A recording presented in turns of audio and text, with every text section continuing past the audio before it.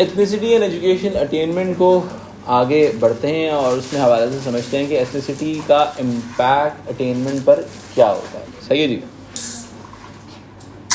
देखें, हमने क्लास में आउटसाइड द स्कूल फैक्टर्स पढ़ा, जिसमें हमने कल्चरल, मटेरियल और स्पीच कोड्स को पढ़ा। ये तमाम कॉन्सेप्ट इसके अंदर इम्प्लीमेंट होंगे, इसलिए मैं यहाँ पे मेंशन कर रहा हूँ।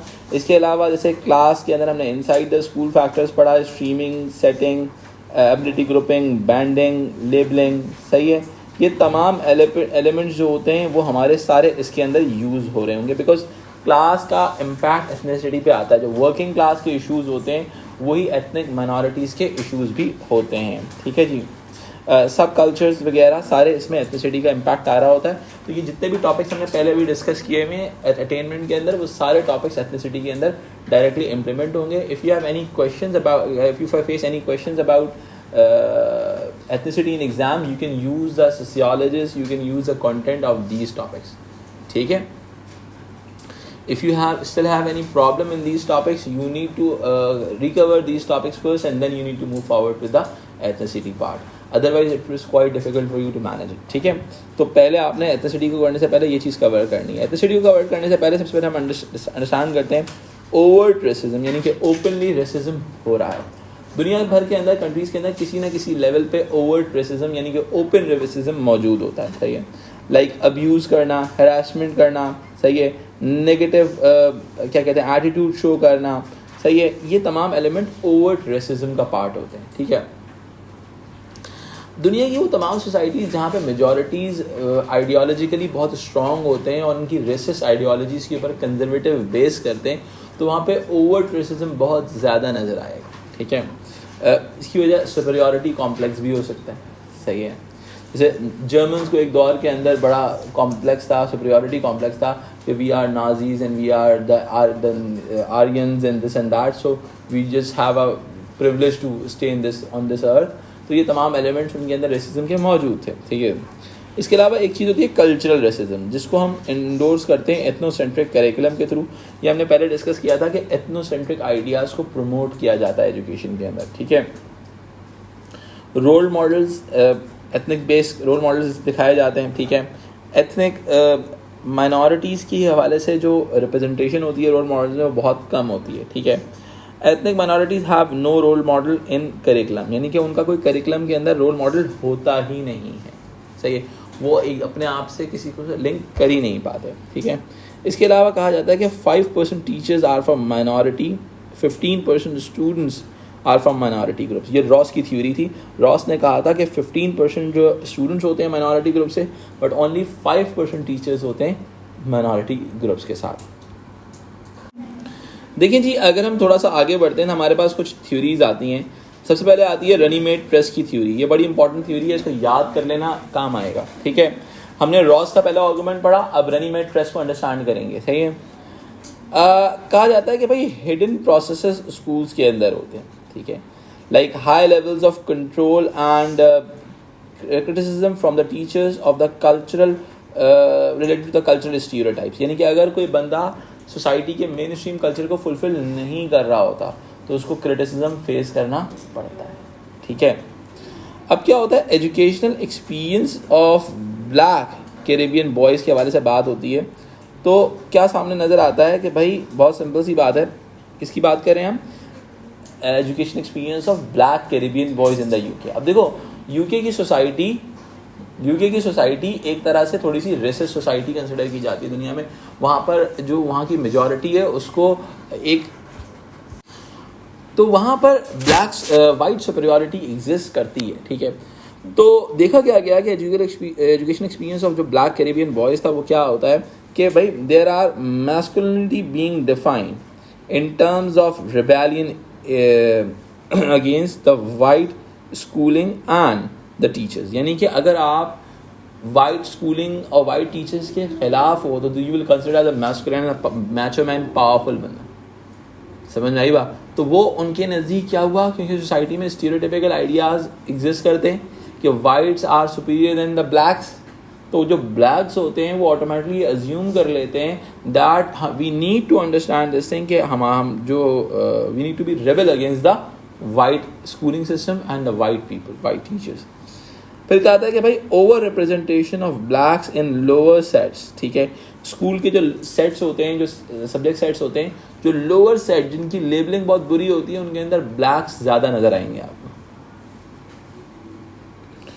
डिसिप्लिनरी इश्यूज आएंगे, सही है, स्कूल एक्सक्लूजन बहुत ज़्यादा होता है इनका फैमिली स्ट्रक्चर भी जो है ना बड़ा प्रॉब्लमेटिक होता है, ठीक है, सिंगल पेरेंटहुड पे ज़्यादा बेस करेंगे, ठीक है, ऑटोमेटिकली कोहैबिटिंग कपल्स होते हैं, मेल रोल मॉडल्स नहीं होते, सही है, होते भी हैं मेल रोल मॉडल्स तो बहुत ज़्यादा, स्ट्रीट कल्चर बहुत ज़्यादा इनका एग्जिस्ट करता है, जिसकी वजह से रनीमेड ट्रस्ट ने जो पूरा एनालिसिस दिया, उन्होंने कहा कि भाई ये जो हिडन प्रोसेसेस थे, इन तमाम चीज़ों ने ब्लैक कैरिबियन जो बॉयज़ थे उनका जो एजुकेशन एक्सपीरियंस था वो बहुत ज़्यादा टॉक्सिक बना दिया।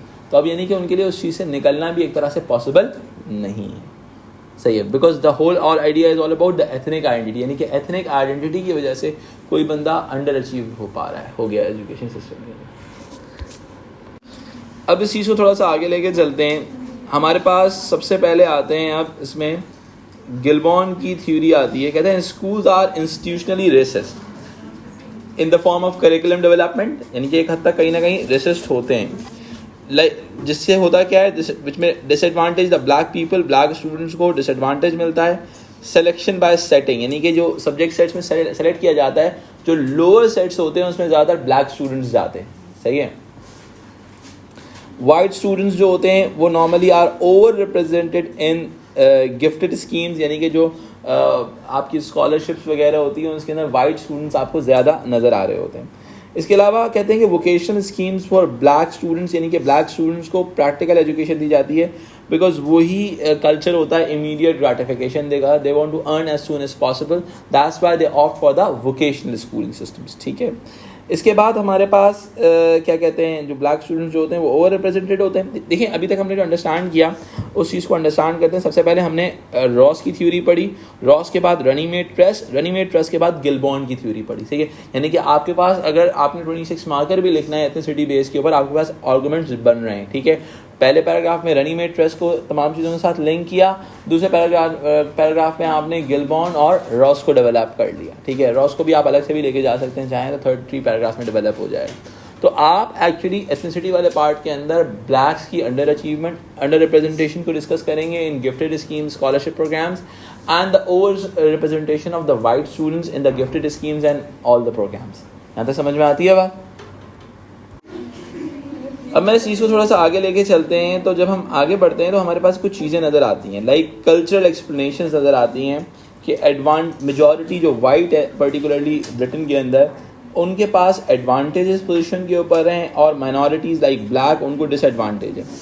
Like black Caribbean working class boys are high numbers of female headed and single parent family structures में होते हैं, and they are mostly entire education subcultures होते हैं जिनकी लार्ज स्केल अनएम्प्लॉयमेंट होती है, ठीक है। यानी कहा जाता है तकरीबन 50% ऑफ अनएम्प्लॉयमेंट जो है वो ब्लैक्स का होता है, सही है। अब इसकी वजह स्ट्रीट कल्चर भी होता है। अनएम्प्लॉयमेंट को एक्सप्लेन करना वैसे ही काफ़ी डिफिकल्ट होता है। कुछ लोग अपना बिजनेस कर रहे होते हैं, छोटा मोटा अपना काम कर रहे होते हैं, सही है। तो वर्किंग क्लास के जो कैरिबियन बॉयज़ होते हैं उनकी जो आइडियाज़ आते हैं वो यहाँ पर आते हैं। सिविल ने इनको एंटायर एजुकेशन सब कल्चर के अंदर कंटिन्यू किया हुआ है। कहते हैं कि they are having the poor parenting होती है इनकी, ठीक है। इसके अलावा they are having entire school peer group, इनका पेयर ग्रुप जो होता है वो एंटायर स्कूल होता है, सही है। स्कूल के आइडियाज़ को सपोर्ट नहीं कर रहा होता।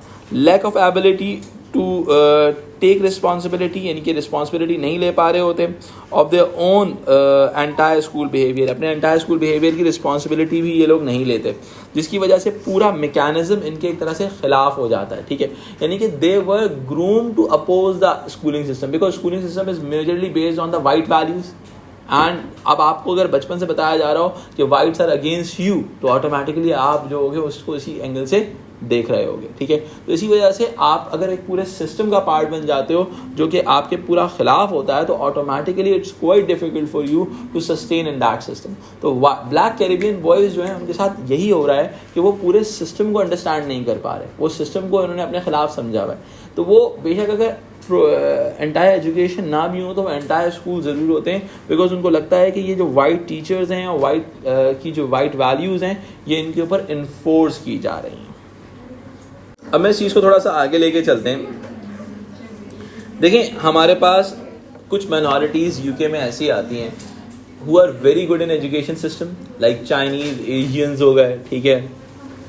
इसकी बहुत बड़ी वजह उनका कल्चरल कैपिटल है। लाइक चाइनीज जो टाइगर मदर्स का कॉन्सेप्ट है कि वो बच्चों को सारा पढ़ाती रहती हैं, उससे ऑटोमेटिकली क्या होता है कि उनकी अचीवमेंट बेहतर हो जाती है, सही है।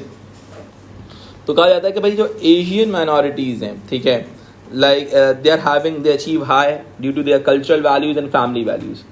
शुआ की थ्योरी है कि Chinese students are having high achievement due to their tiger mothers. Saunders कहते हैं कि भाई अंडर क्लास लाइफ जो ब्लैक एंड वाइट बोथ होते हैं, जो वर्किंग क्लास होते हैं, उनका डिपेंडेंसी कल्चर होता है, जिससे वो पैसिव हो जाते हैं, सही। उनका डिपेंडेंसी कल्चर उनको क्या कर देता है, बिल्कुल पैसिव कर देता है। वो अपने स्कूलिंग सिस्टम के ऊपर, एजुकेशन, अपने फैमिली लाइफ के ऊपर बिल्कुल डिपेंडेंट हो जाते हैं, सही। जिसकी वजह से होता क्या है कि ऑटोमेटिकली वो उनकी अंडर अचीवमेंट का बायस बनते हैं, ठीक है। न्यू सॉन्डर्स कौन है, न्यू राइट है, ठीक है। They are passive acceptors of low status और साइकिल ऑफ डेप्रिवेशन का शिकार हो जाते हैं भाई। यानी कि साइकिल ऑफ डेप्रिवेशन का मतलब क्या है कि दे एक्सेप्ट कि भाई उनकी ज़िंदगी ऐसी ही रहेगी, दे एक्सेप्टेड उनकी ज़िंदगी ऐसी ही रहेगी, ठीक है। अपने पास सबसे पहले आप लोग क्या करें, एक साइड के ऊपर मैं आप लोगों को जो कोर थ्योरिस्ट हैं एथनिसिटी के वो लिखवा रहा हूँ, ज़रा सा लिख लें अपने पास। Number 1 is Ross, ROSS Ross, bracket में लिख लें 5% टीचर्स 15% स्टूडेंट्स, ये वाली थ्योरी बात आ जाएगी, ठीक है।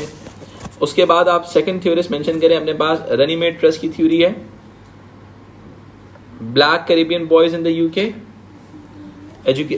Runnymede Trust, education experience of black Caribbean boys, education experience of black Caribbean boys. Next is Gilborn, schools are institutionally racist, schools are institutionally racist, इस थ्योरी को एड ऑन करेंगे आप। फिर आप इसके बाद लिखें सिविल की थ्योरी है, entire school peer group, entire school peer group, SEWEELL, entire school peer group होता है। फिर इसके बाद शुआ की स्टडी है CHUA, चाइनीज स्टूडेंट्स के बारे में, ये एवेलुएशन में यूज़ हो जाएगी। शुआ की स्टडी एवेलुएशन में यूज़ होगी कि जब आप बोलोगे भाई बहुत सारे माइनॉरिटीज ऑप्रेस्ड हैं, तो आप शुआ की स्टडी से आप बराबर करोगे कि ऐसा नहीं हो सकता। फिर सॉन्डर्स का आइडियाज़ आ जाएंगे। सॉन्डर्स ने कहा कि भाई सॉन्डर्स भी आपके वर्किंग क्लास अंडर अचीवमेंट और आप सॉन्डर्स का आर्गुमेंट क्लास और एथनिसिटी दोनों के अंदर ऐड ऑन हो जाएगा, ठीक है।